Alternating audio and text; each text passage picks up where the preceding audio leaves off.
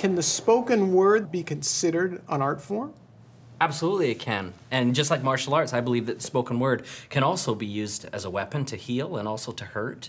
And it can also be one that draws our greatest strengths out of us as well. Like I believe that words really, give everything around us value. When our words are how should we say, calculated to edify or to give strength, we find that that's the energy that is brought up in that. But when we have words that are literally meant to crush others, well, that's the energy that it creates as well. So do you think fists or words are more powerful? My philosophy is that the greatest martial artist, the greatest warrior, if you will, is the one who never has to throw a punch. And so if you can learn to command your words to create peace and to create balance and tranquility, you've got the strongest weapon. Because, a word can settle all difficulties if you use them correctly.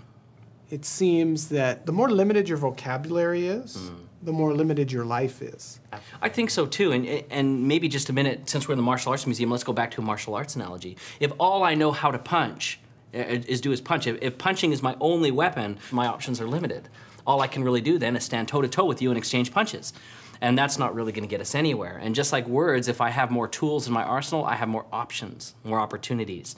So if I learn how to block, if I learn how to kick, if I learn how to redirect energy or force, if I learn how, to do a submission hold on you or a finger lock or any kind of anything, it doesn't even really matter the art, my options are expanded.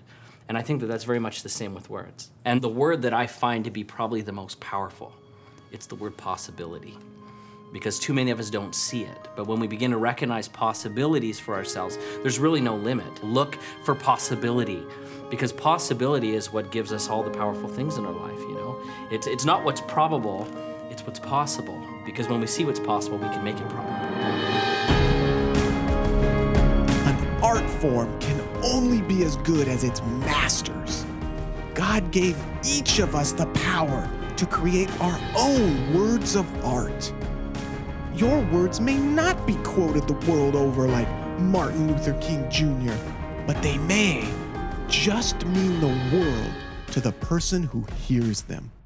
Whether it's in theater, or whether it's in spoken word from a stage in the form of poetry, or whether it's in rap, or whether it's in oratorical skills, or whether it's in a homily or a sermon, or whether it's in a music song, I think the art form, the express spoken word, or the art form of words, I think is something to hold dear. As a speaker, as a publisher, as an author, I think it's the highest form of art. I would say the highest form of art is what can be done with words. Not only do I think it's an art form, I think it is an art form that is not only so challenging to master, but those that do it, it's just like, those that do it well, it's just an honor to witness. We're the only created being in the order of this universe that has the ability to express ourselves in words that are intelligible. Not a tree, not a rat, not a fish, not a goat, not a lion, not a lamb.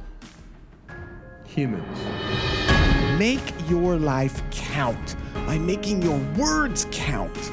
Imagine the greatness your words of art can unleash.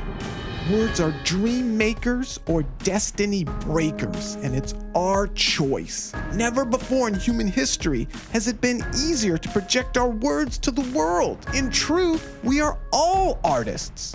What words of art are you going to leave behind?